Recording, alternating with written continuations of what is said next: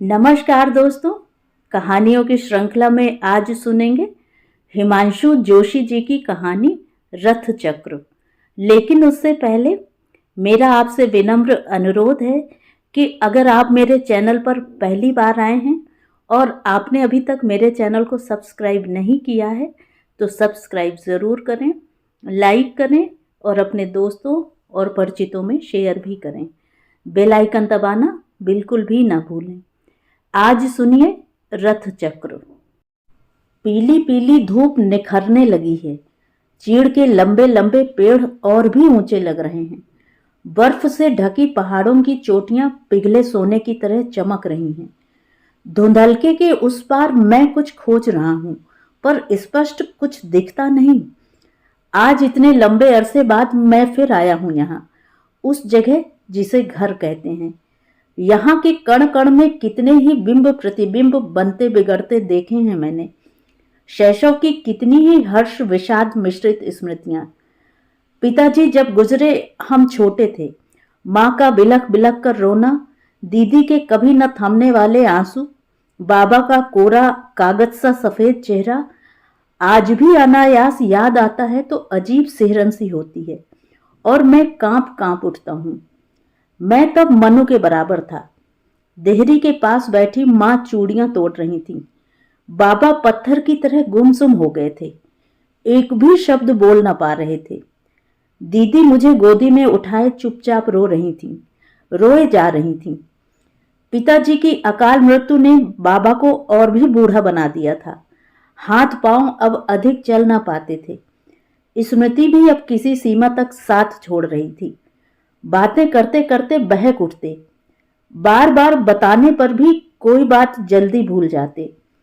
जिनके पास दुकान का जितना उधार था उन सब ने ठेंगे दिखला दिए थे। रिश्तेदारों ने मदद देना तो अलग रहा, पिताजी की आकस्मिक मौत का पूरा पूरा फायदा उठा लिया था। दोबारा अपनी रकमें वसूल करने से भी वे चूके न थे। किसी पड़ोसी दुकानदार ने ग्राहक तोड़ लिए थे, किसी ने अपने बगल की हमारी जमीन दबा ली थी। घर बाहर के सभी लोग जैसे हमें नोचने के लिए उठ खड़े हो गए थे। संकट की ऐसी घड़ी में कोई भी तो नहीं दिखता था अपना। किसी से कुछ कहा नहीं कि लोग हाथापाई करने पर उतारू हो जाते। बाबा बूढ़े थे, हम छोटे। एक दिन बड़े भैया को बाबा ने बुलाया। पता नहीं क्या कहा कि बड़े भैया सारा दिन उदास रहे। शाम को हम खेत से लौट रहे थे कि भैया बोले, जित्तू मैं पढ़ने अल्मोड़ा जाऊं तो तू घर का काम देख लेगा। मेरी समझ में बात आई नहीं। भैया पढ़ने जाएं यह ठीक है, लेकिन घर में मुझे क्या संभालना है, कैसे? तू सारा दिन आवारागर्दी करता रहता है। देखना बाबा बूढ़े हो गए, इतना बड़ा कारोबार है, दुकान में उनसे अधिक काम हो नहीं पाता। मुनीम रखते हैं लेकिन वे भी लूट खसोट करने में कसर नहीं रखते। तू स्कूल से लौटकर सीधा घर आया करना, कभी किसी काम में मदद कर देना, इससे बाबा को बड़ा सहारा मिलेगा। बड़े भैया का स्वर भीग आया था। वह उसी बहाव में आगे बोले, ऐसा कोई भी तो नहीं दिखता जिसकी हम सहायता ले सकें। हमें खाता पीता देखकर सब जलते हैं। पिताजी हमें खूब पढ़ाना लिखाना चाहते थे ना।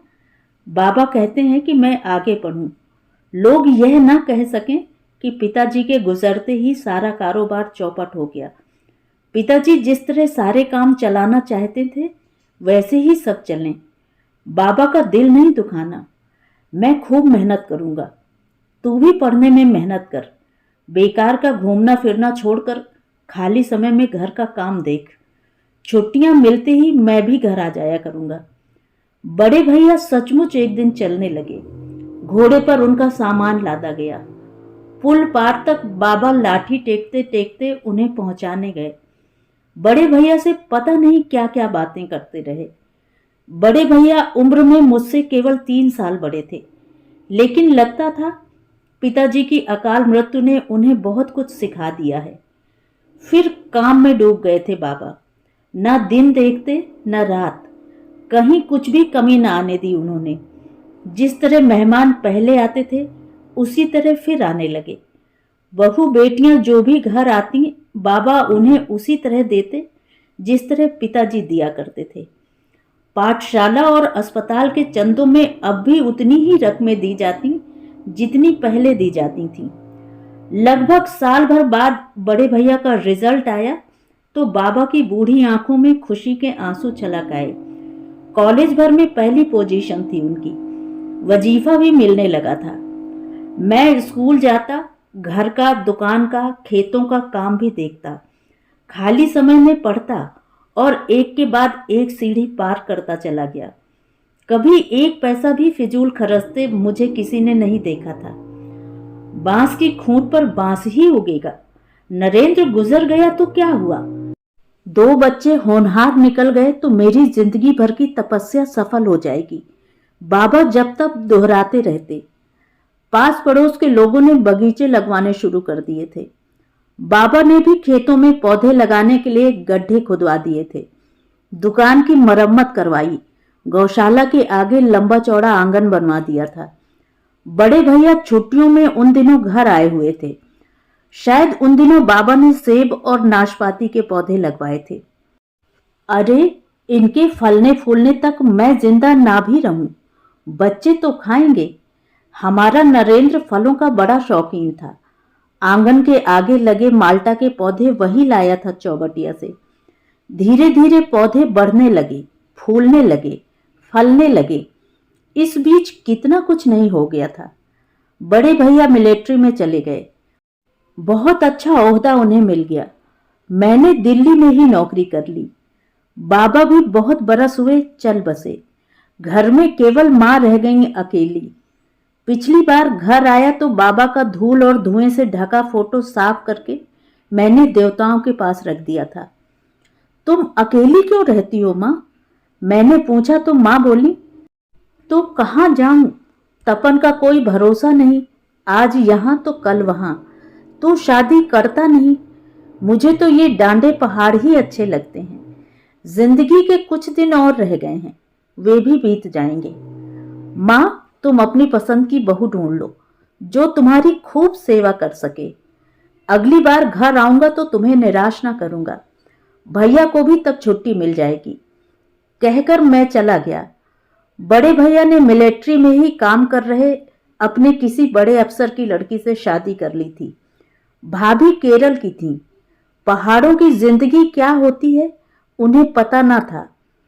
एक बार अम्मा उनके साथ कुछ महीने बिताने के लिए गईं, लेकिन थोड़े दिनों में ही लौट आईं। वहां की जिंदगी उन्हें रास ना आ पाई। मेरे दिल्ली लौटने के कुछ महीनों बाद मां का लिखवाया पत्र मिला था। तेरे लिए बहू ढूंढ ली है, तपन को लिख दिया है, वह भी आएगा। चैत में शादी होगी। चैत से पहले ही देश की स्थिति बिगड़ने लगी। पाकिस्तान से युद्ध शुरू हो गया था। भैया उन दिनों बांग्लादेश के मोर्चे पर थे, जैसोर की तरफ कहीं। युद्ध पर जाने से पहले भैया मिलने आए थे। एक दिन मेरे साथ रहे। उस सारी रात वह सो ना पाए। घर की, बाहर की, पता नहीं कहां कहां की बातें करते रहे। मेरे लिए कुछ कपड़े खरीदे गए। अपने हाथ की कीमती घड़ी उतार कर मुझे दे गए। भाभी और बच्चों से जानबूझकर न मिले। बोले, इससे दिल कमजोर हो जाता है, जो होगा देखा जाएगा। त्रिवेंद्रम से जब तक भाभी यहां पहुंची वह कलकत्ता के लिए रवाना हो चुके थे। रेलवे स्टेशन तक मैं छोड़ने गया तो भैया देर तक मेरा हाथ थामे रहे। जीतू, तू बहुत कमजोर है, अपना ध्यान रखना। लौटने पर अब की बार खूब लंबी छुट्टी लेंगे। 1-2 महीने आराम से घर पर बिताएंगे। बंगला नुमा नया घर बनवाएंगे। ट्रेन जब चलने लगी भैया के चेहरे पर अजीब सा भाव था। घमासान युद्ध की खबरें आती। भारतीय सेनाएं मुक्त वाहिनी के साथ निरंतर आगे बढ़ रही थीं, पर मेरी आंखों की नींद न जाने कहां खो गई थी। तभी एक रात तार मिला। लिखा था, मेजर तपन कुमार जैसोर के मोर्चे पर शत्रु से लड़ते हुए वीर गति को प्राप्त हो गए। यह वज्रपात असह्य था हम लोगों के लिए। मां पागलों की तरह दिन रात रोती रहती। मैं घर आया तो भाभी साथ थी और बच्चे भी। तप्पी ने तो अब आने को लिखा था। चैत में लगन तय किया था। माँ सुबक सुबक कर रोने लगी। तुम्हें बहू चाहिए थी ना साथ रहने के लिए। लो, भाभी आ गई। ये छोटे छोटे बच्चे हैं, इनकी परवरिश करनी है। भैया चल बसे तो क्या हुआ, हम तो हैं। साल 2 साल बाद फिर लगन ढूंढ लेना। कहीं भागा तो नहीं जा रहा विवाह। माँ चुप हो गई। अपनी होने वाली चांद सी बहू का जिक्र उन्होंने फिर कभी भी न किया। धूप में चमकता हरा भरा बगीचा दिख रहा है सामने। वे पेड़ अब बहुत बड़े हो गए हैं जिन्हें बाबा ने लगाया था। 3-4 साल पहले बड़े भैया भी छुट्टियों में घर आए थे। कुछ पेड़ वह लगा गए थे जो अब मेरे बराबर ऊंचे हो गए हैं। कुछ दूर गड्ढे और चमक रहे हैं जिन्हें अम्मा ने जाड़ों में खुदवाया था, जिन पर पौधे अब मुझे लगाने हैं। तो ये थी कहानी। कहानी आपको कैसी लगी कमेंट करके ज़रूर बताएं।